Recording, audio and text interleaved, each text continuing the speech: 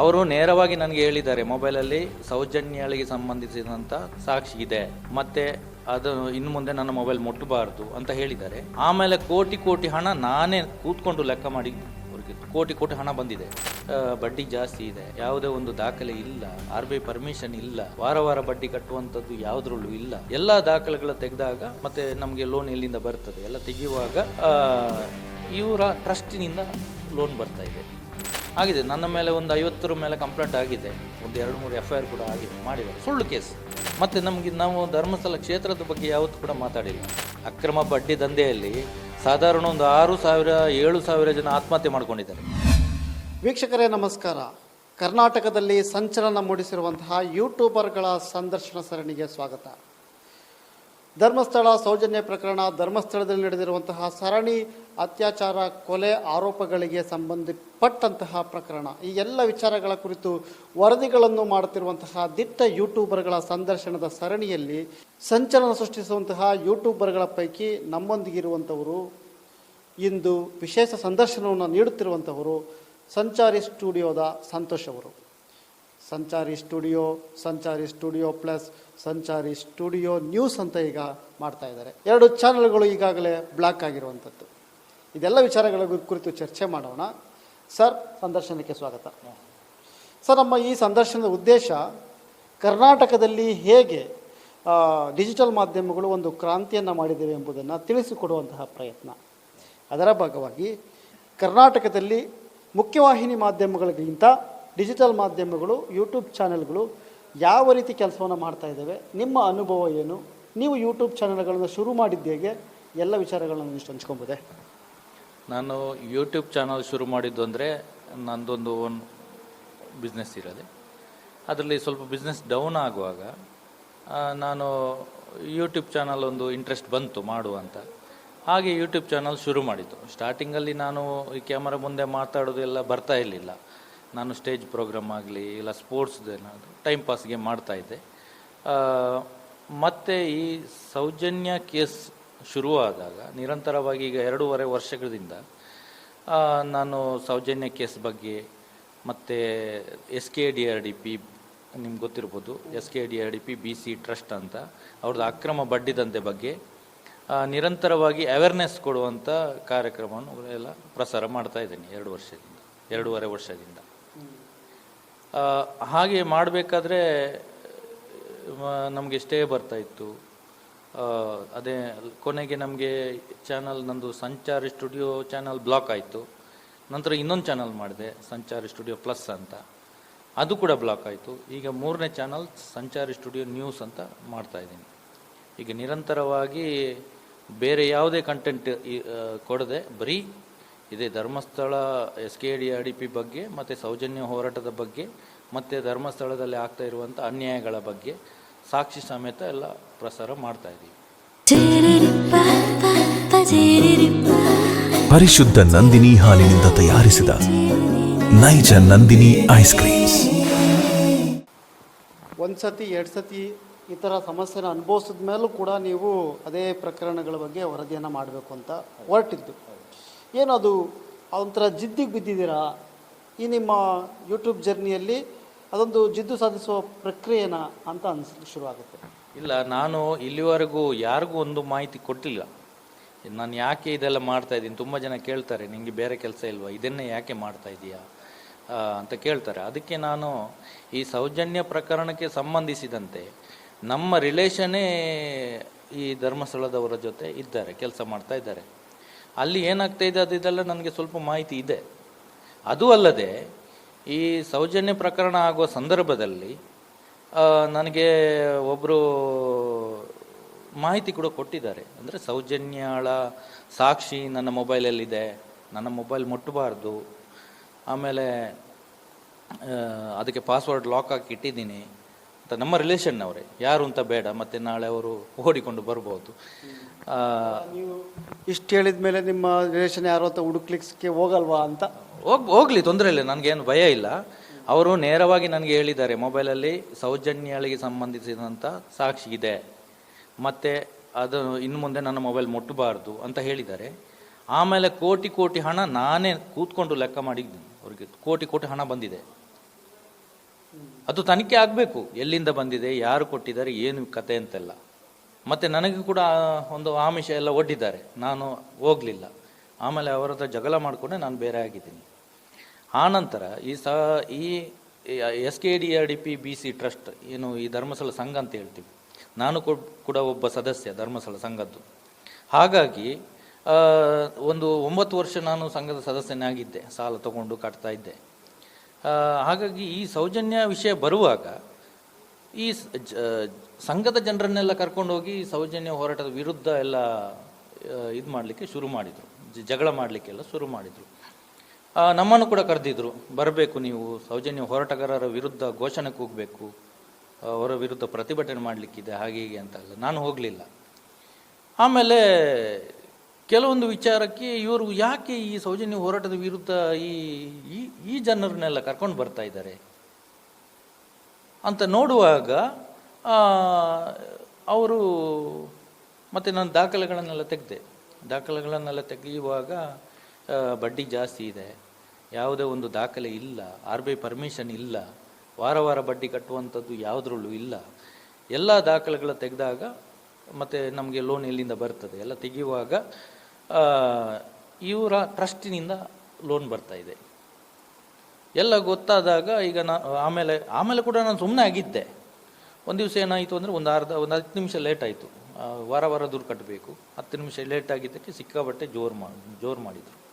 ಅವತ್ತೇ ನಾನು ತೀರ್ಮಾನ ಮಾಡಿದರೆ ಇನ್ನು ಮುಂದೆ ನಾನು ಕಟ್ಟುವುದಿಲ್ಲ, ನನ್ನ ದಾಖಲೆಗಳನ್ನು ನನ್ನ ಕೊಡಿ ಅಂತ. ಆಮೇಲೆ ನನಗೆಲ್ಲ ಚಾಲೆಂಜ್ ಹಾಕಿ ಕರೆದಿದ್ರು, ನೀವು ಬನ್ನಿ, ಬರಬೇಕು, ತಾಕತ್ತಿದ್ರೆ ಬನ್ನಿ ಅಂತ ಕರೆದಿದ್ರು, ಆಫೀಸಿಗೆ ಕರೆದಿದ್ರು.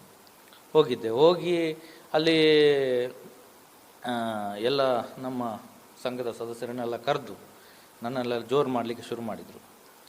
ಆವಾಗಲೇ ನಾನು ಎಲ್ಲ ರೆಕಾರ್ಡಿಂಗ್ ಮಾಡೋದು ಎಲ್ಲ ಪ್ರತಿಯೊಂದು ದಾಖಲೆಗಳನ್ನು ನಾನು ಕಲೆಕ್ಟ್ ಮಾಡೋದು ಇದ್ದೇ ಇರುತ್ತೆ. ಹಾಗಾಗಿ ನಾನು ರೆಕಾರ್ಡಿಂಗ್ ಎಲ್ಲ ಮಾಡಿದ್ದೆ, ಮೈಕೆಲ್ಲ ಇಟ್ಕೊಂಡು ಹೋಗಿದ್ದೆ. ಕೊನೆಗೆ ಹೇಳಿದೆ, ನೀವು ಇಷ್ಟೆಲ್ಲ ಬೈದ್ರಲ್ಲ, ನೀವು ತಾಕತ್ತಿದ್ರೆ ಬನ್ನಿ ಅಂತ ಹೇಳಿದ್ರಲ್ಲ, ಈಗ ನೀವೆಲ್ಲ ಬೈದ್ರಲ್ಲ, ಇದನ್ನು ಕೂಡ ನಾಳೆ ಯೂಟ್ಯೂಬಲ್ಲಿ ಪ್ರಸಾರ ಮಾಡ್ತೇನೆ, ಏನು ಮಾಡ್ತೀರಾ ನೀವು? ಅಲ್ಲ, ನೀವು ಲೋನ್ ತೊಗೊಂಡಿದ್ದೀರಾ, ನಾವೆಲ್ಲ ಸೈನ್ ಮಾಡಿದ್ದೀವಿ, ನೀವು ಯೂಟ್ಯೂಬಲ್ಲೆಲ್ಲ ಪ್ರಚಾರ ಮಾಡ್ತಿದ್ದೀಯಾ? ಇಲ್ಲ, ನಾನು ಇರುವ ವಿಷಯವನ್ನು ಹೇಳ್ತಾ ಇದ್ದೀನಿ, ನನ್ನ ಬಗ್ಗೆ ನಾನು ಮಾಡಲಿಲ್ಲ, ಜನಗಳಿಗೆ ಏನು ಅನ್ಯಾಯ ಆಗ್ತಾ ಇದೆ ಅದರ ಬಗ್ಗೆ ನಾನು ವಿಡಿಯೋ ಮಾಡಿ ಹಾಕ್ತಾ ಇದ್ದೀನಿ. ಮತ್ತು ನನ್ನ ಕೆಲಸ ಅದು. ಯೂಟ್ಯೂಬಲ್ಲಿ ನಾವು ಏನಾದರೂ ವಿಡಿಯೋಗಳನ್ನು ಪ್ರಸಾರ ಮಾಡಿದರೆ ನಮ್ಮ ಖರ್ಚಿಗೆ ಆಗೋಷ್ಟು ಹಣ ಬರ್ತದೆ, ನನ್ನ ಕೆಲಸ ಅದು, ನನ್ನ ಹಾಬಿ ಅದು. ಹಾಗಾಗಿ ನೀವು ಅದನ್ನೆಲ್ಲ ನೀವು ಕೇಳಬಾರ್ದು. ಈಗ ಬೇರೆಯವರು ಕೂಡ ಸಾಲ ತೊಗೊಳ್ತಾರೆ, ಅವ್ರು ಯಾಕೆ ತೊಗೊಳ್ತಾರೆ, ಅವರು ಯಾಕೆ ಕಟ್ಟೋದಿಲ್ಲ, ಅದೆಲ್ಲ ನಮಗೆ ಗೊತ್ತಿಲ್ಲ, ವಿಷಯ ನಮಗೆ ಬೇಡ, ನನ್ನ ವಿಷಯ ಮಾತ್ರ ನನಗೆ ಅಂತ ಹೇಳಿದೆ. ಅಷ್ಟೊತ್ತಿಗೆ ಅವರೆಲ್ಲ ಭಯ ಪಟ್ಕೊಂಡ್ರು, ನಾನೆಲ್ಲ ಪ್ರಸಾರ ಮಾಡಿದರೆ ಕಷ್ಟ ಆಗ್ತದೆ ಅಂತ. ಆಮೇಲೆ ರಿಕ್ವೆಸ್ಟ್ ಮಾಡಲಿಕ್ಕೆ ಶುರು ಮಾಡಿದರು. ನನಗಿಷ್ಟ ನಂದಿನಿ ತುಪ್ಪ, ಶುದ್ಧ ತುಪ್ಪ ಅಂದರೆ ನಂದಿನಿ. ಆಮೇಲೆ ನಾನು ಹೇಳಿದ್ದೆ ಅವರಿಗೆ, ನಾನೇನು ನನ್ನ ವಿಷಯ ಮಾತ್ರ, ನಾನು ಬೇರೆಯವರ ವಿಷಯ ಸಿಕ್ಕಿದ್ರೆ ನಾನು ಪ್ರಚಾರ ಮಾಡ್ತೀನಿ, ನನ್ನ ಬಗ್ಗೆ ನಾನು ಹಾಕಲ್ಲ, ಎಲ್ಲೂ ಪ್ರಚಾರ ಮಾಡಲ್ಲ, ಬೇಡ, ನಮ್ಮ ಊರಿನವರೇ ನೀವು, ನಿಮ್ಮ ವಿರುದ್ಧ ನಾನು ಮಾತಾಡಲಿದ್ದು ತಪ್ಪಾಗ್ತದೆ, ಬೇಡ ಅಂತ ಇದ್ದೆ. ಒಂದು 4 ತಿಂಗಳು ಸುಮ್ಮನೆ ಇದ್ದರು, ಮತ್ತು ಜನ ಕಟ್ಟಿಕೊಂಡು ಬರಲಿಕ್ಕೆ ಶುರು ಮಾಡಿದರು. ಯಾವಾಗ ಜನ ಕಟ್ಟಿಕೊಂಡು ಶುರು ಮಾಡಿದರು, ಆಮೇಲಿಂದ ಈ ಕ್ಯಾಮರಾ ಇಟ್ಕೊಂಡು ನಾನು ಶುರು ಮಾಡಿದ್ದು 2 ವರ್ಷ ಆಯಿತು. ಇವಾಗ SKDRDPಯಲ್ಲಿ ಒಂದು 50% ಏನು ಜನಗಳಿಗೆ ಅನ್ಯಾಯ ಆಗುವಂಥದ್ದು ಈಗ ನಿಂತು ಹೋಗಿದೆ. 50% ಜನ SKDRDPಯನ್ನು ಬಿಟ್ಟಿದ್ದಾರೆ. ಹಾಗಾಗಿ ಅದೊಂದು ದೊಡ್ಡ ವಿಷಯ ಹೇಳ್ಬೋದು. ಸಾಧಾರಣ 1,000ಕ್ಕಿಂತ ಅಧಿಕ ವಿಡಿಯೋಗಳನ್ನು ನಾನು ಇಡೀ ಧರ್ಮಸ್ಥಳ ಸಂಘದಲ್ಲಿ ಏನೇನು ಅನ್ಯಾಯ ಆಗ್ತಾ ಇದೆ ಅವರ ಹತ್ತಿರ ಹೋಗಿ ಅವರ ಕಷ್ಟಗಳನ್ನು ತಿಳ್ಕೊಂಡು ಅವರಿಗೆ ದಾಖಲೆ ಸಮಸ್ಯೆ ಒದಗಿಸಿ ಕಂಪ್ಲೇಂಟ್ ಕೊಡೋದು ಆಗಿದೆ. ನನ್ನ ಮೇಲೆ ಒಂದು 50 ಮೇಲೆ ಕಂಪ್ಲೇಂಟ್ ಆಗಿದೆ, ಒಂದು 2-3 FIR ಕೂಡ ಮಾಡಿದ್ದಾರೆ. ಸುಳ್ಳು ಕೇಸ್, ಗಲಾಟೆಗಳು. ನಾವು ಹೋದ ಕಡೆ ಎಲ್ಲ ಜನ ಕಟ್ಟಿಕೊಂಡು ಬಂದು ಗಲಾಟೆ ಮಾಡ್ತಾರೆ. ಒಂದು 5-6 ಕಡೆ ಗಲಾಟೆ ಕೂಡ ಮಾಡಿದ್ದಾರೆ. ಒಂದು ಕಡೆ ನಮಗೆ ಬಟ್ಟೆ ಎಲ್ಲ ಬಿಚ್ಚಿಸಿ ಕೂರಿಸಿದ್ದಾರೆ, 50 ಜನ ಹೊಡೆದಿದ್ದಾರೆ ನಮಗೆ. 15 ದಿವಸ ನಮ್ಗೆ ಕಿವಿನೇ ಕೇಳಿಸ್ತಾ ಇಲ್ಲ. ನಿಮಗೆ ಅಂತಂದ್ರೆ ನೀವು ಒಬ್ರಿಗೇನೋ ಅಥವಾ ನಿಮಗೆ ಅಂದ್ರೆ ನಿಮ್ಮ ಟೀಮ್ ಇದೆಯಾ? ಇಲ್ಲ, ನಾವೊಂದು 3-4 ಜನ ಹೋದಾಗ ಇವರು ಜನ ಕಟ್ಟಿಕೊಂಡು ಬಂದು ಇವರು ಅಪಪ್ರಚಾರ ಮಾಡ್ತಾ ಇದ್ದಾರೆ ಅಂತ ಜನ ಕಟ್ಟಿಕೊಂಡು ಬಂದು ಕುಡ್ದಿದ್ರೆಲ್ಲ ನಮಗೆ ಹೊಡೆದಿದ್ದಾರೆ. ಅದನ್ನೆಲ್ಲ ಪ್ರಚಾರ ಮಾಡಿದ್ರು, ಈಗೀಗ ಹೊಡೆತ ತಿಂದಿದ್ದಾರೆ ಅಂತ ಪ್ರಚಾರ ಮಾಡಿದರೆ ಇನ್ನು ಮೇಲೆ ಬರಲ್ಲ ಅಂತ. ಅವಮಾನ ತುಂಬ ಆಗಿದೆ 2 ವರ್ಷದಲ್ಲಿ. ಆದರೂ ಕೂಡ ನಾವು ಅದನ್ನು ಬಿಡಲಿಲ್ಲ, ನಾವು ಮಾಡ್ತಾನೆ ಹೋಗಿದ್ದೇವೆ. ನಿಮ್ಮ ಜರ್ನಿ ಶುರುವಾಗೋದು ನೀವು ಯೂಟ್ಯೂಬ್ ಜರ್ನಿ ಶುರುವಾಗುವಂಥದ್ದು ಆ ಸಂಘದೊಳಗಿರುವಂತಹ ಅವ್ಯವಹಾರವನ್ನು ಪ್ರಶ್ನಿಸುವ ಮೂಲಕ ಸಂಘದಿಂದ ಸಿಡಿದದ್ದು ಹೊರಬರುವ ಮೂಲಕ. ಆ ನಂತರದಲ್ಲಿ ಸೌಜನ್ಯ ಕೇಸ್. ಈ ಸೌಜನ್ಯ ಕೇಸ್ ಇರ್ಬೋದು ಅಥವಾ ಧರ್ಮಸ್ಥಳ ಸಂಘದ ಅವ್ಯವಹಾರದ ಬಯಲು ಮಾಡುವಂತಹ ಒಂದು ಸಾಹಸ ಇರ್ಬೋದು. ಇದು ಒಂದು ಡಿಜಿಟಲ್ ಮಾಧ್ಯಮವಾಗಿ ಮುಖ್ಯವಾಹಿನಿ ಮಾಧ್ಯಮಗಳಿಗಿಂತ ಹೇಗೆ ಭಿನ್ನವಾಗಿ ನಿಲ್ತವೆ ಈ ವಿಚಾರದಲ್ಲಿ ಅನ್ನೋದನ್ನು ನೀವು ನಿಮ್ಮ ಅನುಭವದಲ್ಲಿ ಹೇಳ್ಬೋದಾ? ನೋಡಿ, ಸ್ಟಾರ್ಟಿಂಗಲ್ಲಿ ನಾವು ಸೌಜನ್ಯ ವಿಚಾರ ಆಗಲಿ ಈ ಬಡ್ಡಿ ದಂಧೆ ವಿಚಾರವಾಗಿ ಯಾರು ಕೂಡ ಪ್ರಸಾರ ಮಾಡ್ತಾ ಇರಲಿಲ್ಲ. ಒಂದೆರಡು ವೀಡಿಯೋ ಹಾಕಿದ ಕೂಡಲೇ ಅವ್ರಿಗೆ ಏನಾದರೂ ನೋಟಿಸ್ ಬಂದರೆ ಇಲ್ಲಾಂದ್ರೆ ವೀಡಿಯೋ ಡಿಲೀಟ್ ಮಾಡಿ ಅಂತ ಮೇಲ್ ಬಂದರೆ ಸಾಕು, ಅಲ್ಲಿಗೆ ಡಿಲೀಟ್. ಯಾರು ಕೂಡ ಮುಂದೆ ಬರ್ತಾ ಇರಲಿಲ್ಲ. ನಾವು ಸ್ಟಾರ್ಟಿಂಗಲ್ಲಿ ನಾವು ತರಡೈ ಅವರು, ಕುಡ್ಲರಾಮ್ ಪೆಜ್ ಅವರು, ನೆಕ್ಸ್ಟ್ ನಾನೇ ಯೂಟ್ಯೂಬಲ್ಲಿ ಶುರು ಮಾಡಿರುವಂಥದ್ದು ಈ ಧರ್ಮಸ್ಥಳ ಸಂಘದ ಬಗ್ಗೆ ಆಗಲಿ ಈ ಸೌಜನ್ಯ ವಿಚಾರವಾಗಲಿ. ಜಾಸ್ತಿಯಾಗಿ ನಾನು ಸೌಜನ್ಯ ವಿಚಾರವಾಗಿ ನಾನು ಅಂದರೆ ತನಿಖೆ ಹೇಗೆ ನಡೀತಾ ಇದೆ ಅದರ ಬಗ್ಗೆ ನಂಗೆ ಜಾಸ್ತಿ ಗೊತ್ತಿರಲಿಲ್ಲ. ಹಾಗಾಗಿ ನಾನು ಅಕ್ರಮ ಬಡ್ಡಿ ದಂಧೆ ಬಗ್ಗೆ ನಾನು ಈಗಲೇ ಯಾರು ಏನು ಪ್ರಶ್ನೆ ಕೇಳಿದ್ರು ನಾನು ಡಾಕ್ಯುಮೆಂಟ್ ಸಮೇತ ನಾನು ಉತ್ತರ ಕೊಡ್ತೀನಿ. ಯಾರು ಕೂಡ ಇಲ್ಲಿವರೆಗೂ ನನ್ನ ಮೇಲೆ ಡಿಬೇಟ್ ಮಾಡಲಿಕ್ಕೆ ಬರಲಿಲ್ಲ. ನಾನು ಕರೆದಿದ್ದೀನಿ, ನಾನು ಕರೀರಿ, ನಾನು ದಾಖಲೆ ತೋರಿಸ್ತೀನಿ, ನಿಮ್ಮ ದಾಖಲೆ ನನಗೆ ತೋರಿಸಿ. ಅದ್ರ ಬಗ್ಗೆ ಎಲ್ಲ A to Z ನನಗೆ ಮಾಹಿತಿ ಇದೆ. ಎಲ್ಲಿಂದ ಹಣ ಬರ್ತದೆ, ಎಲ್ಲಿಗೆ ಹೋಗ್ತದೆ, ಯಾರ್ಯಾರು ದುಡ್ಡು ಯಾರ್ಯಾರ ಎಷ್ಟೆಷ್ಟು ಲೂಟಿ ಮಾಡ್ತಾರೆ ಇವರು, ಎಲ್ಲ ನಾನು ದಾಖಲೆ ಸಮೇತ ಎಲ್ಲ ಪ್ರಸಾರ ಮಾಡಿದ್ದೀನಿ. ಆಮೇಲೆ ಈ ನನಗೆ ಕುತೂಹಲ ಅನ್ಸೋದು, ಈ ಸಂಚಾರಿ ಅಂತ ಹೆಸರು ಇಟ್ಕೊಂಡಿದ್ದೀರಾ, ಸಂಚಾರಿ ಸ್ಟುಡಿಯೋ. ಅಂದರೆ ಇದರಿಂದ ಏನಾದರೂ ಒಂದು ಕುತೂಹಲ ಇದೆ ಅಂತ ಅನಿಸುತ್ತೆ. ಸಂಚಾರಿ ಅಂದರೆ ನಾನೊಂದು ಟ್ರಾವೆಲ್ ವಿಡಿಯೋ ಮಾಡೋಣ, ಎಲ್ಲ ತಿರುಗಾಡೋದು, ಅಲ್ಲಿರುವಂಥ ಒಂದು ಜಾಗಗಳ ಬಗ್ಗೆ ಮಾಹಿತಿ. ನಾನು ಸ್ಟಾರ್ಟಿಂಗಲ್ಲಿ ಅದೇ ಮಾಡ್ತಾ ಇದ್ದಿದ್ದು. ಒಂದು ನಮ್ಮ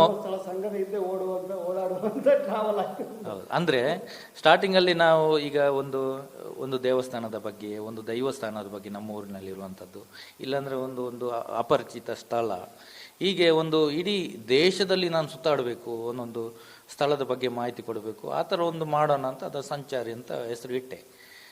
ಹಾಗೆ ಶುರು ಮಾಡಿದ್ದು. ಆ ಸಂಚಾರ ಬಡ್ಡಿ ದಂಧೆ ವ್ಯವಹಾರವನ್ನು ಬಯಲಿಗೆಳೆಯುವ ಸಂಚಾರ ಆಗೋಯ್ತು. ಹೌದು, ಇಡೀ ರಾಜ್ಯದಲ್ಲಿ ಓಡಾಡಿದ್ದೇವೆ. ಇವಾಗಲೂ ನಮಗೆ ಕಾಲ್ ಬರ್ತಾ ಇದೆ. ಒಂದು 250 ವಾಟ್ಸಪ್ ಗ್ರೂಪು ನಾವು ಹೋದಲ್ಲೆಲ್ಲ ಅಲ್ಲಿ ಯಾರೆಲ್ಲ ಅನ್ಯಾಯಕ್ಕೆ ಒಳಗಾಗಿದ್ದಾರೆ ಅವ್ರನ್ನೆಲ್ಲ ಸೇರಿಸ್ಕೊಂಡು ವಾಟ್ಸಪ್ ಗ್ರೂಪ್ ಎಲ್ಲ ಮಾಡಿದ್ದೀವಿ. 250 ಗ್ರೂಪು ನಾವು ಮಾಡಿದ್ದೇವೆ. ಈಗ ಅವರಿಗೆಲ್ಲ ಮಾಹಿತಿ ಕೊಡ್ತಾ ಇರ್ತೇವೆ. ಅವರು ಕೂಡ ನಮಗೆ ಏನಾದರೂ ಸಮಸ್ಯೆ ಇದ್ದರೆ ನಮ್ಗೆ ಕಾಂಟ್ಯಾಕ್ಟ್ ಮಾಡಿದ್ದಾರೆ. ಅದಕ್ಕೊಂದು ಟೀಮೇ ರೆಡಿ ಮಾಡಿದ್ದೀವಿ. ಇಡೀ ಜಿಲ್ಲೆಗೆ ಒಂದೊಂದು ಒಬ್ಬೊಬ್ಬರನ್ನು ನೇಮಕ ಮಾಡಿ, ತಾಲೂಕಿಗೆ ಒಬ್ಬೊಬ್ಬರು ನೇಮಕ ಮಾಡಿ, ಅಲ್ಲಿ ಏನೇನು ಸಮಸ್ಯೆ ಆಗ್ತದೆ ಅವರಿಗೆ ಕಾಲ್ ಮಾಡಲಿಕ್ಕೆ ಎಲ್ಲ ನಾವು ಆ ಥರ ಒಂದು ಟೀಮ್ ರೆಡಿ ಮಾಡಿದ್ದೇವೆ. ಹಾಗಾಗಿ ಜನರೆಲ್ಲ ಕಾಂಟ್ಯಾಕ್ಟ್ ಮಾಡಿ ಅವರಿಗೆ ಸಮಸ್ಯೆಯನ್ನು ಹೇಳ್ತಾರೆ.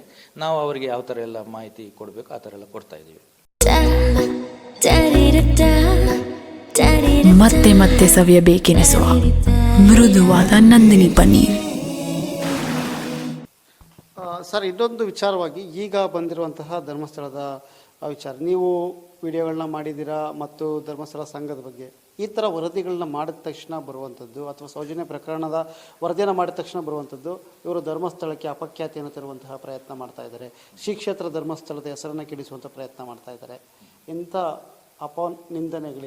ನಿಂದನೆಗಳಿಗೆ ನೀವು ಗುರಿಯಾಗಿದೆಯಾ?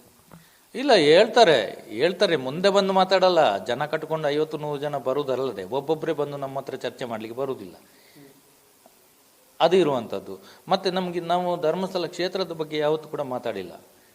ಇದೆಲ್ಲ ಧರ್ಮಸ್ಥಳ ಸುತ್ತಮುತ್ತ ಆಗಿರುವಂಥ ಅನ್ಯಾಯದ ಬಗ್ಗೆ, ಅಕ್ರಮ ಬಡ್ಡಿ ದಂಧೆಯಲ್ಲಿ ಸಾಧಾರಣ ಒಂದು 6,000-7,000 ಜನ ಆತ್ಮಹತ್ಯೆ ಮಾಡ್ಕೊಂಡಿದ್ದಾರೆ.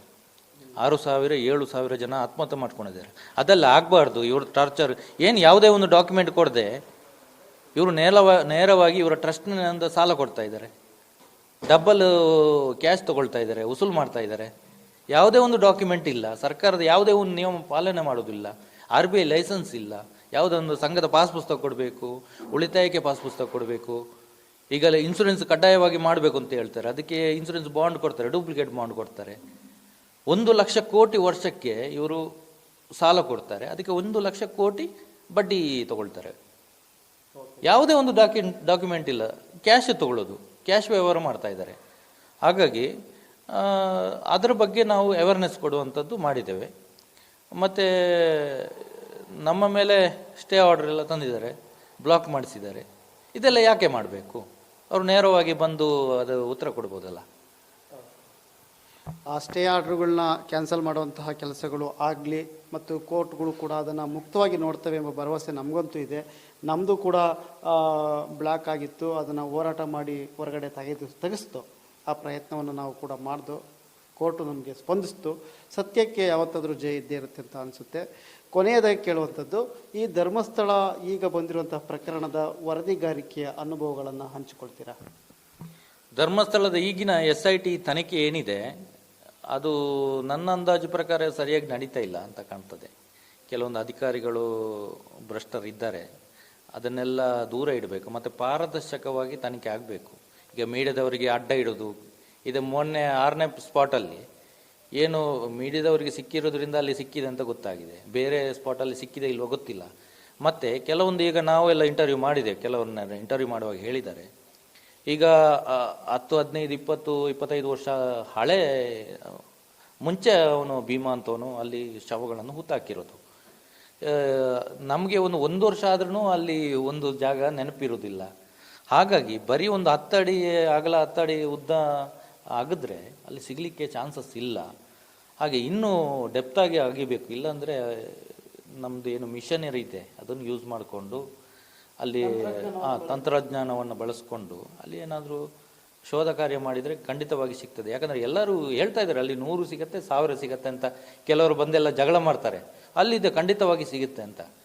ಅಷ್ಟೊಂದೆಲ್ಲ ಪಕ್ಕ ಅವರೇ ಹೇಳುವಾಗ ಅಲ್ಲಿ ಸಿಗ್ತದೆ ಅಂತ ನಂಬಿಕೆ ಇದೆ. ಅದು ಅಷ್ಟೇ ಅಲ್ಲ, ಇಡೀ ಧರ್ಮಸ್ಥಳ ಗ್ರಾಮವನ್ನು ಉತ್ಖನನ ಮಾಡಿದರೆ ಸಿಗ್ತದೆ, ಎಷ್ಟು ಬೇಕಾದರೆ ಸಿಗ್ತದೆ ಖಂಡಿತ. ನಮಗೆ ಎಲ್ಲ ಹೇಳ್ತಾ ಇದ್ದಾರೆ, ಮುಂದೆ ಬರುವುದಿಲ್ಲ ಮಾತಾಡಲಿಕ್ಕೆ, ಜನ ಮುಂದೆ ಬರುವುದಿಲ್ಲ.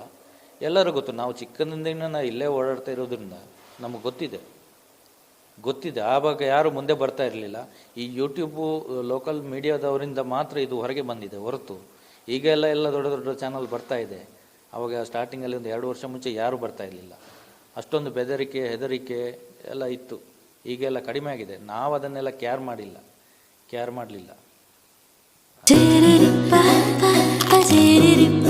ನನ್ನ ಫೇವರೇಟ್ ನಂದಿನಿ ಚೀಸ್. ಈಗ ಎಲ್ಲರ ಫೇವರೇಟ್ ನಂದಿನಿ ಚೀಸ್. ನಿಜಕ್ಕೂ ಇದು ಸತ್ಯದ ನಿಜವಾದ ಧ್ವನಿ. ಸಂಚಾರಿ ಸಂತೋಷ್ ಅವರು ನಿಜಕ್ಕೂ ಒಂದು ರೀತಿಯ ಭ್ರಷ್ಟಾಚಾರ ವಿರೋಧಿ ಸಂಚಾರವನ್ನು ಮುಂದುವರಿಸಲಿ, ಮತ್ತಷ್ಟು ಶಕ್ತಿಯನ್ನು ಆ ದೇವರು ಅವರಿಗೆ ಕೊಡಲಿ. ಮತ್ತು ಈ ಸೌಜನ್ಯ ಪ್ರಕರಣ ಇರ್ಬೋದು, ಧರ್ಮಸ್ಥಳಕ್ಕೆ ಸಂಬಂಧಪಟ್ಟಂತಹ ಪ್ರಕರಣಕ್ಕೆ ಸಂಬಂಧಪಟ್ಟಂತೆ ಮತ್ತಷ್ಟು ವರದಿಗಳನ್ನು ಮಾಡುವಂತಹ ಉತ್ಸಾಹವನ್ನು ಅವರಿಗೆ ಆ ದೇವರು ದಯಪಾಲಿಸಲಿ ಅಂತ ಕೋರ್ತಾ, ಅವರು ಇಷ್ಟು ಹೊತ್ತು ನಮ್ಮೊಂದಿಗೆ ಸಾಕಷ್ಟು ವಿಚಾರಗಳನ್ನು ಹಂಚಿಕೊಂಡಿದ್ದಾರೆ. ಅವರಿಗೆ ಧನ್ಯವಾದವನ್ನು ತಿಳಿಸ್ತೀನಿ. ಕ್ಯಾಮ್ರಾ ಪರ್ಸನ್ ಮುಸ್ತಫಾ ಜೊತೆ ಯತಿರಾಜ್ ಬೇಲಹಳ್ಳಿ, ಧರ್ಮಸ್ಥಳ. ಮತ್ತಷ್ಟು ವಿಶೇಷ ವಿಡಿಯೋಗಳನ್ನು ನೋಡಲು ಮತ್ತು ಹೊಸ ವಿಡಿಯೋಗಳ ಬಗ್ಗೆ ತಿಳಿಯಲು ಈ ದಿನ .com ಯೂಟ್ಯೂಬ್ ಚಾನೆಲ್ ಸಬ್ಸ್ಕ್ರೈಬ್ ಮಾಡಿ ಮತ್ತು ಬೆಲ್ ಐಕಾನ್ ಕ್ಲಿಕ್ ಮಾಡಿ.